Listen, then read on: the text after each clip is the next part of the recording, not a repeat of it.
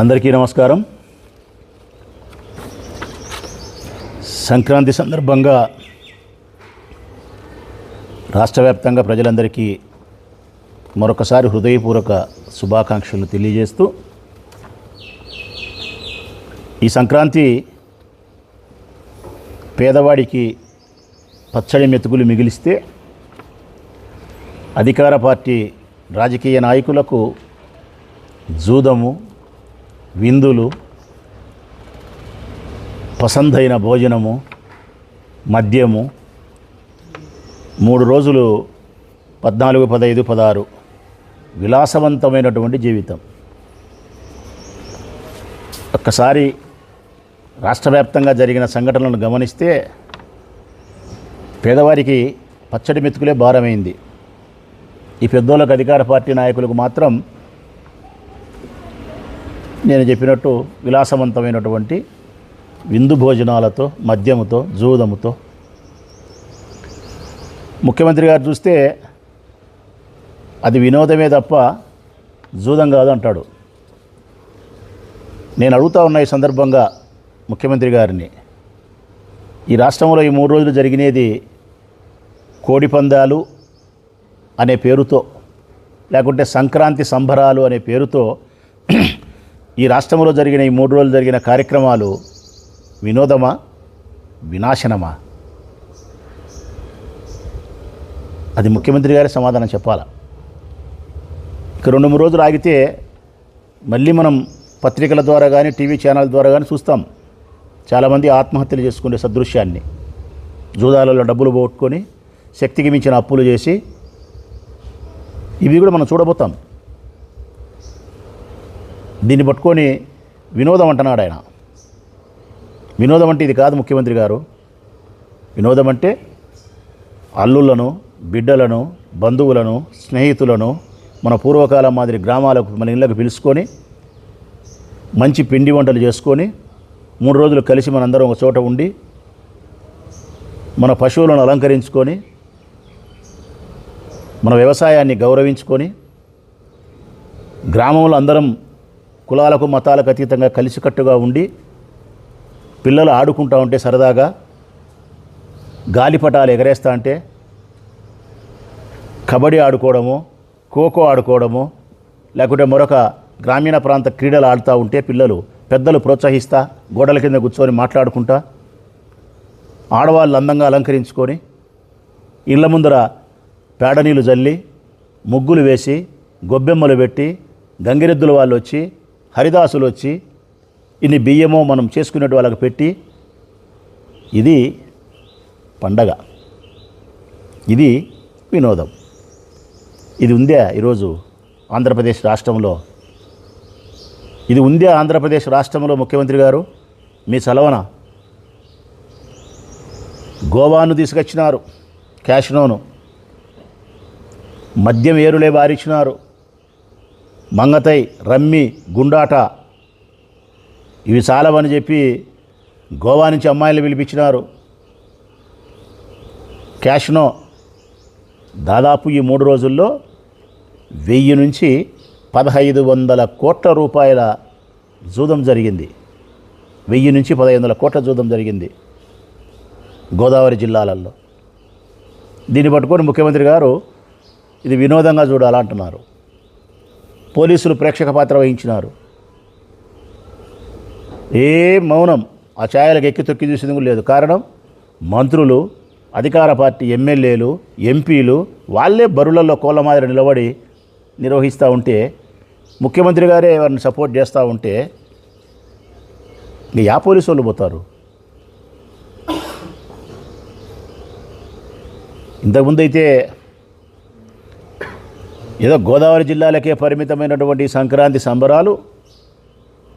బాధపడే అంశం ఏంటంటే కనుక మనం కడప జిల్లా వాళ్ళం. ఈ గోదావరి సాంప్రదాయాన్ని కడప గడ్డకు పరిచయం చేసినారు తెలుగుదేశం పార్టీ నాయకులు, కడప వాళ్ళు. ఎప్పుడూ లేకుండా ఉండే, మునుపెన్నడూ లేని సాంప్రదాయాన్ని కడప గడ్డకు పరిచయం చేసినారు తెలుగుదేశం పార్టీ నాయకులు. గోదావరి సాంప్రదాయం కడపకొచ్చింది. కడప జిల్లాలో పలుచోట్ల గత 2-3 రోజులుగా విచ్చలవిడిగా కోడిపందాల పేరుతో సంక్రాంతి సందర్భంగా కోడిపందాలు అనే పేరుతో జూదం బహిరంగ ప్రదేశాలలో బరులు గీసి షామియానాలు వేసి గుడారాలు వేసి క్యాషినో మంగతై రమ్మి గుండాట మద్యం విచ్చలవిడి కోట్ల రూపాయల పందాలు జరిగినాయి. పులిందుల తాలూకాలు అయితే విపరీతం. దొండవాగు, కసునూరు, సింహాద్రిపురం, మురాయిచింతల, పార్నపల్లె, దేవగుడి, కొండాపురం మండలం టీకోడూరు, కమలాపురం తాలూకా ఎక్కడ చూసినా గోదావరి సాంప్రదాయాన్ని తీసుకొచ్చి ఈ కడప గడ్డలో ఒక విషబీజాన్ని నాటినారు. ఒక్క విషబీజాన్ని ఇప్పుడు వేసినారు తెలుగుదేశం పార్టీ నాయకులు. ఇది పెరిగి పెద్దదై పెద్ద వటవృక్షమై దీని విషఫలాలే ఇస్తుంది సమాజానికి రేపు. నా బాధ ఏంటంటే ఈరోజు తెలుగుదేశం పార్టీ నాయకులు చేసినారు, రేపొద్దున గవర్నమెంట్ మారుతుంది, మేము వస్తాము, మాలో ఉండేవాడు ఎవడో ఒకటి ఇటువంటి ఆలోచన కలిగిన వాడు అనుకుంటాడా? ఏం తెలుగుదేశం పార్టీ వాడు ఆ రోజు చేసినాడు, ఏం మనం చేయకూడదా? మన శక్తి సాలదా? ఆ రోజు పోలీసు వాళ్ళు గమ్మున ఉన్నప్పుడు పోలీసు వాళ్ళు గమ్మున ఉండరా? మేము లెక్క సంపాదించుకోకూడదా అని చెప్పి రేపొద్దున మాలో ఉండే కొంతమంది కూడా ఇటువంటి ధోరణికి ప్రయాణం చేయరని గ్యారెంటీ ఏముంది? ఇది ఆనవాయితీ అవుతుంది. 2026 సంవత్సరం జనవరి ఈ సంక్రాంతికి ఆరంభమైనటువంటి కడపగడ్డలో కోడి పందాల నెపముతో జూదాలు మద్యము ఇది ఒక సంస్కృతిగా తయారైపోయి భవిష్యత్ కాలంలో గోదావరి జిల్లాలను మించినటువంటి జూదం ఇక్కడ జరగబోయేదానికి తొలి బీజం వేసినారు తెలుగుదేశం పార్టీ నాయకులు చంద్రబాబు నాయుడు గారు. యువత సర్వనాశనం, మధ్యతరగతి కుటుంబాలు, మధ్యతరగతి ఎగువ నుండే కుటుంబాలన్నీ కూడా సర్వనాశనం జూదాల పేరుతో. ఇప్పటికే ఎవరు ఎన్ని లక్షలు వినాయో, ఎవరు ఎన్ని కోట్లు వినాయో 2-3 రోజులు పోయిన తర్వాత సమాజానికి తెలుస్తుంది. ఇంత విచ్చలవిడిగా బహిరంగ ప్రదేశాలలో జూదము, క్యాషినో, మంగతై, రమ్మి పోలీసులు ప్రేక్షక పాత్ర వహించే పరిస్థితికి వచ్చినాడు చంద్రబాబు నాయుడు. వీటిని కంట్రోల్ చేయాలనే ఉద్దేశం పోలీసులకు ఉంటుంది, నేనేం తప్పుపట్టడంలే. కాకపోతే నిస్సహాయులు పోలీసులు, ఏమీ చేయలేని పరిస్థితి. ముఖ్యమంత్రి గారు స్వయంగా జోక్యం చేసుకొని కోడి పందాలను నిర్వహించేదానికి వినోదంగా భావించండి, ఆ వినోదం అనే ముసుగులో జూద క్రీడ జరగని అని చెప్పి ముఖ్యమంత్రి గారే ప్రోత్సహించిన తర్వాత పోలీసులు ఏం చేస్తారు? అందుకే వాళ్ళు మిన్నుకుండిపోయినారు. ఎప్పుడైతే పోలీసులకు విధి నిర్వహణలో స్వేచ్ఛ ఉంటుందో అప్పుడే సమాజానికి రక్షణ. ప్రజలారా, పోలీసుల యొక్క విధి నిర్వహణకు స్వేచ్ఛకు ఎప్పుడైతే భంగం కలుగుతుందో సమాజానికి రక్షణ కరువవుతుంది. మన మానానికి, మన ప్రాణానికి, మన ధనానికి, మన స్వేచ్ఛకు అన్నిటికీ ప్రమాదమే. ఆ పోలీసులకు విధి నిర్వహణకు స్వేచ్ఛను కలిగించాల్సిన బాధ్యత పాలకులు. ఈ పాలకులే పోలీసుల యొక్క స్వేచ్ఛకు సంఖ్యలు వేసినారు, పోలీసుల యొక్క విధి నిర్వహణకు సంఖ్యలు వేసినారు. కాబట్టే తెలుగుదేశం పార్టీ నాయకులు ఇది జరుగుతుంది. దీని సమాధానం ముఖ్యమంత్రి గారు చెప్పాలా. కడప జిల్లాలో తెలుగుదేశం పార్టీ నాయకులు నిర్వహించినటువంటి వైనం కానీ, రాష్ట్ర వ్యాప్తంగా కోడి పందాల పేరుతో సంక్రాంతి సంబరాల ముసుగులో జూద క్రీడను ప్రోత్సహించినందుకు ముఖ్యమంత్రి గారి సమాధానం చెప్పి తీరాలా. మా జిల్లా కూడా ఇక సర్వనాశనమే. ఇంకా సంక్రాంతి వస్తే ఇంకా ఎంతమంది జూదాల పేరుతో నాశనం కావాలనో, ఎంతమంది ఆత్మహత్యలు చేసుకోవాలనో నిదానంగా ప్రజలు చూస్తారు. లోకేష్ బాబు ఎప్పుడైతే రాజకీయాల్లో క్రియాశీలక పాత్ర పోషిస్తున్నాడో అప్పటి నుంచి సర్వనాశనం అయిపోయింది రాష్ట్రం, సర్వనాశనం అయిపోయింది ప్రజలారా. రెడ్ బుక్ రాజ్యాంగం పేరుతోనూ, విచ్చలవిడి అవినీతి పేరుతోనూ, వైఎస్ఆర్ కాంగ్రెస్ పార్టీ నాయకుల పట్ల కక్ష సాధింపు కానీ, తెలుగుదేశం పార్టీ నాయకులు సంపాదించుకునేదానికి అవినీతికి ప్రోత్సహించే విధానం కానీ విచ్చలవిడి అయిపోయింది. లోకేష్ రాజకీయ ప్రాధాన్యత ఎక్కువైనప్పటి నుంచి సర్వనాశనం అయిపోతుంది రాష్ట్రం. ఇది ప్రజలు గుర్తించాల్సినటువంటి అవసరము, బాధ్యత ఉంది ప్రజలకు. ఈ సందర్భంగా ఒక కథ చెప్పాలనిపిస్తుంది ప్రజలకు. నేను తెలిసిన కథ అనుకుంటా, బహుశా చిన్న కథ, ఒక 2 నిమిషాల కథ. మనందరం చూసినట్టు జగన్మోహన్ రెడ్డి ప్రస్తావన వస్తానే ఏమని మాట్లాడతారు? తండ్రిని మించిన తనయుడు అంటారు.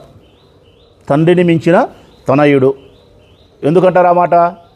ఒక రాజకీయ పార్టీని సొంతం స్థాపించుకొని అనేక రకాల కష్టాలు పడి జైలు జీవితాన్ని 16 నెలలు అనుభవించినప్పటికీ, ఒకసారి ఓటమి చెందినప్పటికీ, ప్రజా సంకల్ప యాత్ర పేరుతో అన్ని వేల కిలోమీటర్లు పాదయాత్ర చేసి ఇంత పార్టీని నడిపించి సింగిల్గా పోటీ చేసి అధికారంలోకి రాగలిగినాడు. అధికారంలోకి వచ్చిన తర్వాత ఈ రాష్ట్రాన్ని అభివృద్ధి చేయగలిగినాడు. తనకంటూ చెప్పుకోదగినటువంటి అనేక రకాల సంక్షేమ పథకాలకు ప్రాణం పోసినాడు. కాబట్టి విద్య పేరుతోనూ, వైద్యం పేరుతోనూ, వ్యవసాయం పేరుతోనూ సంస్కరణలు తీసుకురాగలిగినాడు. కాబట్టి రాజశేఖర రెడ్డి కంటే మించిన మంచి పరిపాలన చేసినాడు. కాబట్టి తండ్రిని మించిన తనయుడు అంటున్నారు. ఇది సత్యం. ఒకవైపు జగన్ ప్రస్తావన వస్తే తండ్రిని మించిన తనయుడు అంటున్నారు. లోకేష్ ప్రస్తావన వస్తే ఇంకా లోకేష్ ఇంకా మంచి పని చేసినాడు. జగన్మోహన్ రెడ్డి రాజశేఖర రెడ్డికి చేసిన మంచి కంటే లోకేష్ బాబు చంద్రబాబు నాయుడు చేసిన మంచి ఎక్కువ ఉంది. తండ్రి రుణం తీర్చుకున్నాడు. ఆయన తండ్రిని మించిన తనయుడు. లోకేష్ బాబు తండ్రిని మంచివాణి చేసిన తనయుడు. తండ్రిని మంచివాణి చేసిన తనయుడు.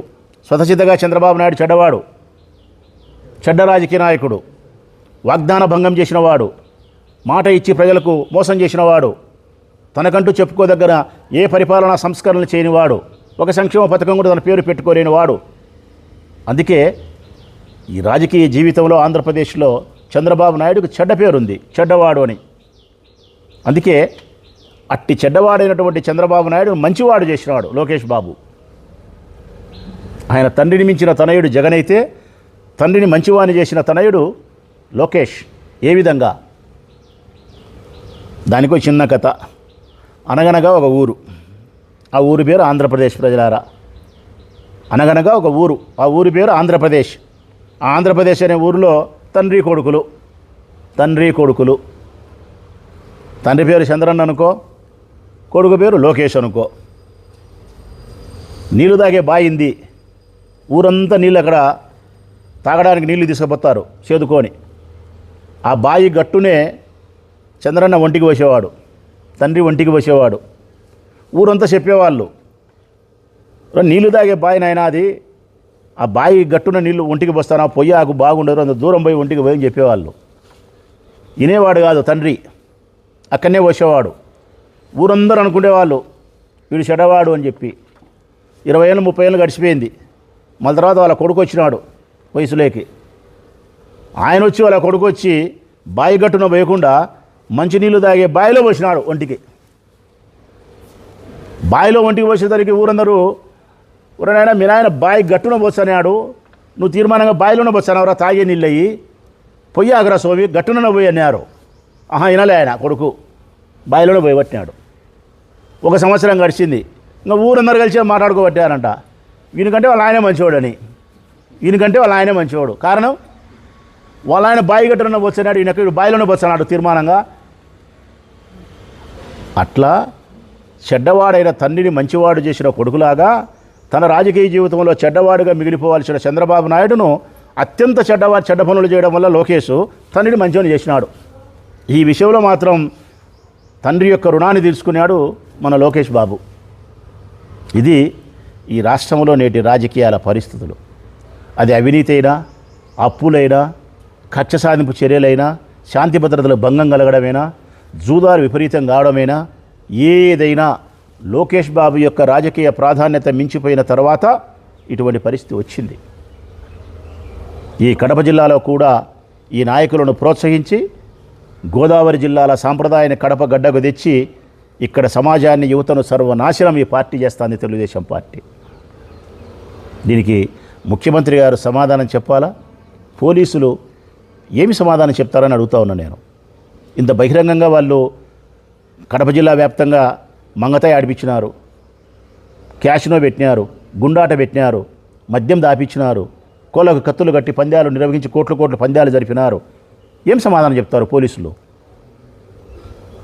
అదే వినాయక చవితి వస్తే మా ప్రభుత్వంలో మా జగన్మోహన్ రెడ్డి గారు స్వయాన ముఖ్యమంత్రిగా ఉన్న మా జగన్మోహన్ రెడ్డి గారి సందర్భంలో మేము పొద్దుటూరుకు వచ్చే వినాయక చవితి జరిగితే మాకెంతో ఇష్టమైన పండగ మా హిందువులకు వినాయక చవితి. మా పిల్లోళ్ళు పెద్దోళ్ళు ఆడవాళ్ళు అందరూ 9 రోజులు బ్రహ్మాండంగా చేసుకుంటారు. వినాయక చవితి సందర్భంగా దేవుని దగ్గర డీజే పెట్టుకోవాలన్నా, లేకుంటే దేవుని ఊరేగింపుగా నిమజ్జనాన్ని తీసుకుపోయేటప్పుడు డీజే పెట్టుకోవాలంటే మాకు పర్మిషన్ ఇలే. డీజే పెట్టుకోకూడదు, డీజే పెట్టుకుంటే డ్యాన్సులు చేస్తారు, వాళ్ళు ఆడవాళ్ళు ఈడోళ్ళు వచ్చారు, గొడవలు అవుతాయి అన్నారు. మరి ఈ బుద్ధు ఆడవాళ్ళు రాలేదయ్యా పోలీసులు? ఆ బుద్ధు పండగ అంటే సంక్రాంతి అంటే దేవుడు వచ్చినాడు ఊర్లోకి. ఈ బుద్ధు సంక్రాంతి అంటే తెలుగుదేశం పార్టీలో దేవుడు రాలే, దేవకన్యలు వచ్చినారు, గోవా నుంచి దేవకన్యలు వచ్చినారు. మేము డీజే పెట్టుకునే దానికి ఆ రోజు పర్మిషన్ ఇవ్వకపోతే పొద్దుటూరులో అన్నీ మూసుకున్నా. ఒక ఎమ్మెల్యే, అధికార పార్టీ ఎమ్మెల్యేగా ఉండి అన్నీ మూసుకొని ఈ ఊర్లో ఉండే ప్రజలకే చెప్పినా. పోలీసులు ఏదో మంచి ఉద్దేశంతో గొడవలు జరుగుతాయని వద్దంటే ఆ డబ్బా మీరే సర్దుకోండి అని చెప్పి మేము డీజే కూడా పెట్టుకోలే. వినాయక చవితి వస్తే డీజే పెట్టుకునేదానికి కూడా అర్హత లేని పరిస్థితుల్లో మేము పండగ చేసుకుంటే మా ప్రభుత్వంలో ఈ బుద్ధు సంక్రాంతి సంబరాలని కోడి పందాల పేరుతో వందల వేల కోట్ల రూపాయల జూద క్రీడలు నిర్వహించి అమ్మాయిలు పిలిపించి క్యాసినోలు పెట్టి మంగతాయి ఆడిపించి గుండాట ఆడిపించి మద్యం దాపి మీ ఇష్టానుసారం ఈ ప్రభుత్వంలో చేస్తూ ఉంటే మరి పోలీసులు సమాధానం చెప్పరా? పోలీసు అధికారులారా, ఈ విషబీజం రేపొద్దున కడప గడ్డను సర్వనాశనం చెయ్యదా? రేపు జరగబోయే ఈ కడప జిల్లాలో కానీ రాష్ట్రంలో కానీ జరగబోయే అప్పుల వలన, జూద క్రీడ వలన జరిగిన అప్పుల వలన జరగబోయే ఏ ఆత్మహత్యకైనా ఆ కుటుంబానికి ఈ ప్రభుత్వమే సమాధానం చెప్పాలా?